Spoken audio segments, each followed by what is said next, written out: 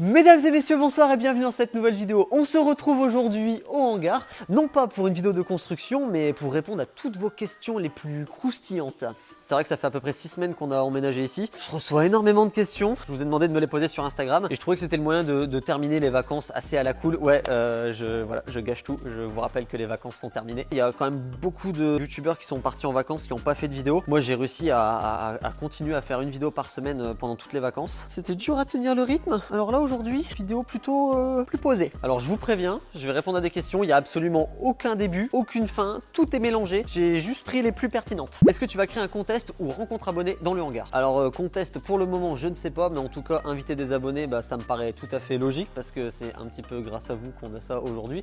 Donc si j'invite pas un jour des gens à venir rouler avec nous, c'est moche un petit peu quand même. Tu commences quand le champ extérieur? Viens voir, viens voir. Ah bah non.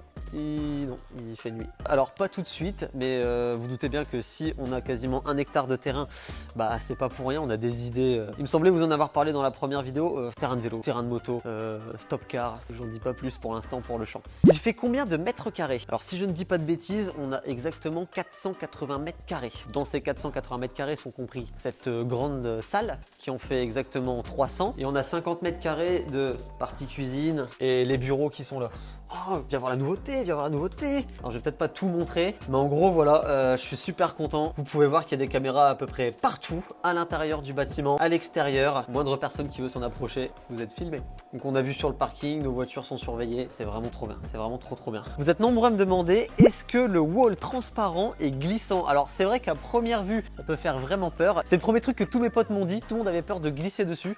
Et sincèrement, ça ne glisse pas plus qu'une rampe classique. Pour être honnête, ça glisse un peu plus que du bois, mais c'est pas casse-gueule. De toute façon, vous l'avez vu dans la dernière vidéo, ça roule plutôt bien, il n'y a pas de mauvaise surprise. Après, évidemment, je pense qu'il faut pas atterrir en angle dessus, sinon il y a moyen de te prendre une petite raquette. Est-ce qu'il va y avoir un modèle de gants sur le hangar? Alors, je me tâte. Est-ce que vous pensez que ça peut être pertinent avec ma marque de gants de faire un modèle vraiment qui serait fait pour soutenir le projet de ce skatepark? Je me suis posé la question, les commentaires sont là pour ça, je vous laisse décider. Vous êtes les maîtres de cette vidéo. Après, vous connaissez, il y a ma boutique en ligne qui est toujours dans la description. Tous les gants et tous les produits qu'on vend, c'est fait pour soutenir le projet du hangar. On se donne rendez-vous à Toul, juste à côté de Nancy. Je viens faire la compétition, ma première compétition depuis mon opération, et il y aura un stand avec tous les gants de ma marque. Il y aura également Kana, mon sponsor, qui sera sur place. Donc n'hésitez pas à venir nous voir nombreux là-bas. Je viens tous les ans et à chaque fois c'est un truc de fou. Ils ont fait un nouveau skatepark et j'ai vraiment hâte de l'essayer. Donc si vous êtes de la région Grand Est, n'hésitez pas à faire le déplacement. Je vous garantis que vous ne serez pas déçus. Une des questions qui revient le plus souvent, tu vas faire quoi de la recyclerie? Pour le moment, il est vrai que le terrain reste un petit peu à l'abandon parce que on se focalise quand même pas mal sur le skatepark. On a énormément de travail ici. Je pensais pas que avoir un bâtiment ça allait être autant de taf parce que on refait tout ce qui est peinture, on a les rampes à construire et tous les jours, plus on en fait, plus on découvre des choses à refaire en fait. Là par exemple, notre mission d'aujourd'hui, ça va être de démonter l'escalier pour remonter un autre escalier, mais plus petit parce que comme on doit mettre une rampe et que l'escalier prend trop de place, on est obligé de démonter l'escalier. Mais comme je vous l'ai dit, la recyclerie c'est mon terrain depuis 8 ans, ça fait des années que je m'entraîne là-bas, donc je vais pas abandonner ce terrain de sitôt, mais comme maintenant on a quand même beaucoup de choses à voir ici, c'est vrai qu'on risque d'y être un petit peu moins qu'avant. Et comme j'essaye de l'expliquer, il y a quand même la moitié de la recyclerie qui a déménagé ici dans ce hangar. En soi la recyclerie c'est un petit peu ici aussi et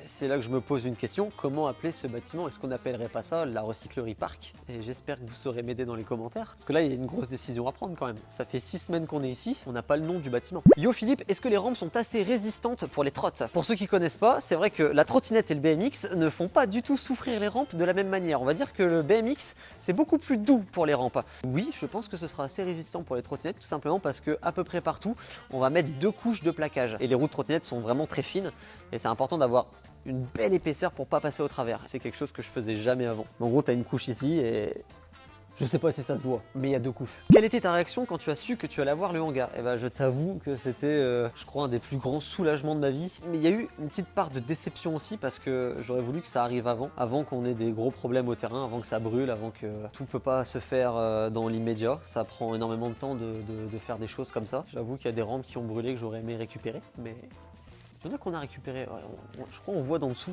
Est-ce qu'on peut noter le contraste entre eux? Là, la rampe, on peut dire qu'elle est quand même vachement clean, tu vois. On dirait qu'elle est neuve. Et quand on vient derrière, c'est ça que j'adore. Moi, j'adore montrer ça aux gens. On vous fait souvent croire sur YouTube, tout est beau, tout est rose, tout est parfait. Regarde comment c'est en dessous.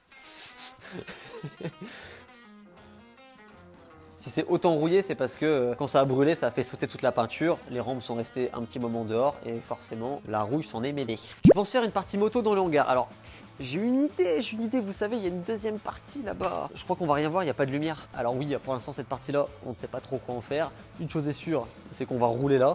En vélo, en moto, je sais pas encore. Je me suis tapé un délire l'autre coup dans ma tête. Je m'étais dit que ça pourrait être trop bien de mettre des modules, mais spécial moto. Au fond, ramener de la terre et faire un virage en terre carrément dans le fond. Mais en fait, j'ai peur pour la résonance. Je sais pas, t'entends comment ça résonne beaucoup ici ou pas? Mais je pense ouais, c'est sûr, un jour on va se taper un délire de rouler en moto là-dedans. Si c'est galère au niveau de la fumée et du bruit, bah on arrêtera. Mais je vous promets qu'on va le faire un jour. Du coup, c'est le moment pour moi de vous dire de vous abonner pour ne pas louper ça. Le parc va rester comme ça tout le temps ou tu comptes le modifier au fil des ans? Je pense que je vais même le modifier au fil des mois parce que je suis quelqu'un qui me lasse très vite. Je déteste rouler tout le temps la même chose. C'est pour ça qu'à la recyclerie, ça bougeait tout le temps et qu'on faisait tout le temps des nouvelles bosses. Là, malheureusement, on est restreint dans cette salle de 300 mètres carrés. Donc actuellement, vous voyez, on est en train de construire le skatepark. Il y a moyen que dans 6 mois, on détruise certains trucs pour en construire des nouveaux. On est en train d'installer un quarter ici, mais on s'est aperçu qu'il prenait trop de place. On ne pouvait plus ouvrir cette porte. C'est pour ça qu'on l'a légèrement découpé ici. Et là, et là. On a tout coupé quoi. Est-ce que le projet du hangar dans sa globalité est ta plus grosse réussite sur ta chaîne YouTube? Bah je pense que comme il y a 4 ans on est parti de vidéos où on construisait des rampes en palette et maintenant on se retrouve à faire sensiblement la même chose mais à l'abri, je pense que ça va vraiment être difficile de faire mieux. Et dans tous les cas j'ai pas d'autres attentes en fait, j'ai pas envie de faire mieux que ça. Pour moi c'était même pas un rêve d'avoir un hangar, d'avoir un skatepark ouvert. Parce que pour moi c'était quelque chose d'inaccessible. Tellement je pensais que c'était impossible à réaliser. Donc est-ce qu'on peut parler d'une réussite? Il y a moyen. La question que tout le monde se pose, une estimation de l'investissement que ça représente pour toi, super projet, force à toute l'équipe. Déjà, merci à toi de mentionner toute l'équipe parce que sans tous les copains, il n'y aurait aucune rampe debout, je pense. Regarde, ils sont tous là-haut. J'aurais demandé d'être sage pour que je filme, tu vois, mais faites coucou quand même.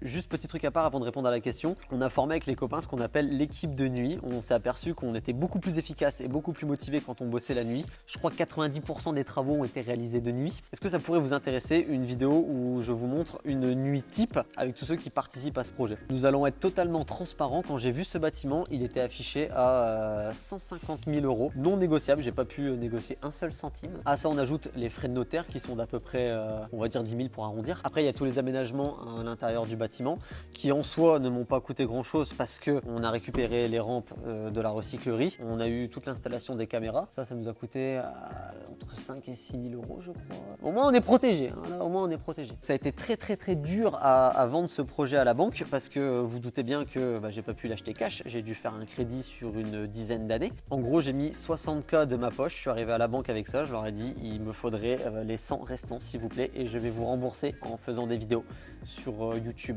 Comment te dire que la première fois quand je leur ai annoncé ça, ils étaient pas très chauds quoi. Mais visiblement je crois que je leur ai bien vendu le projet parce qu'ils m'ont suivi. Je me suis endetté sur 10 ans et j'espère qu'on va arriver à rembourser ça. Et il y a toujours plein de petits coûts additionnels qui viennent se rajouter à ça. Alors comme vous l'avez vu, on est toujours vraiment dans l'esprit recyclage, comme avec le wall transparent qui était anciennement un mur d'escalade. Là niveau recyclage, je pense qu'on ne peut pas mieux faire. Mais la plateforme qui est derrière, ça par exemple, je l'avais pas trop prévu de base. La ferraille ça coûte extrêmement cher en ce moment. Le bois, j'en parle même pas.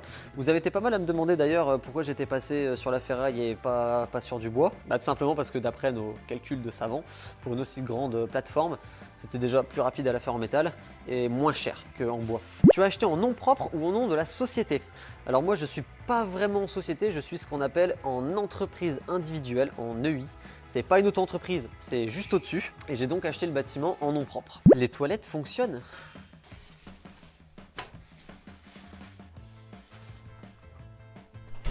Il y a une question pour nous. La première, j'attends. Non, c'est bon. Non, c'est bon. Tu vas faire comment pour payer les factures? Eau, électricité. Cassandre, si jamais un jour j'ai des difficultés à payer l'eau, l'électricité, tu vois mon camion blanc? Je peux te... Je pense que les plus avertis comprendront. Comment ta popularité affecte ta vie sociale? Je pense qu'il est important de s'entourer des bonnes personnes. Parce que quand des choses change pour toi, aussi belles soient ces choses qui arrivent, et bah bizarrement tu as des personnes autour de toi qui sont même là depuis des années, qui bizarrement peuvent vite changer. Un compte Instagram pour le hangar. Alors il y a déjà un compte Instagram qui existe pour la recyclerie, et je me dis que comme ici c'est un prolongement de la recyclerie, c'est une évolution, je pense au final peut-être garder le même compte Instagram et y poster les avancées des travaux. Dites-moi ce que vous en pensez, ou si vous trouvez ça mieux de faire un nouveau compte Instagram. Personnellement je pense pas, parce qu'il me semble que la recyclerie a plus de 20 000 abonnés, donc je pense que ce serait intéressant de garder ce compte là quand même. La hauteur sous plafond est-elle suffisante pour rider? Alors ça c'est une excellente question, c'est même ça qui m'a fait hésiter à acheter le bâtiment ou pas. Il y a des endroits c'est un petit peu serré, pourquoi? Parce qu'on a des modules un peu gros. Après plus c'est serré plus il y a de sensations, mais sur la ligne centrale il n'y a absolument aucun risque d'aller toucher le plafond. Sur les côtés c'est un petit peu plus juste, mais c'est pour ça que sur les côtés vous voyez on est en train de construire des modules qui sont un petit peu plus petits. On peut avoir l'adresse? Eh bah écoutez, on va terminer sur cette question, je vous donne l'adresse, elle est juste ici. J'ai essayé d'être le plus précis possible, donc eh bien merci à tous d'avoir suivi cette vidéo jusqu'au bout, j'espère avoir répondu globalement à toutes vos questions. Si vous en avez d'autres, n'hésitez pas à les poser dans les commentaires et on y répondra prochainement. À mercredi prochain midi pile pour la prochaine vidéo, et salut tout le monde.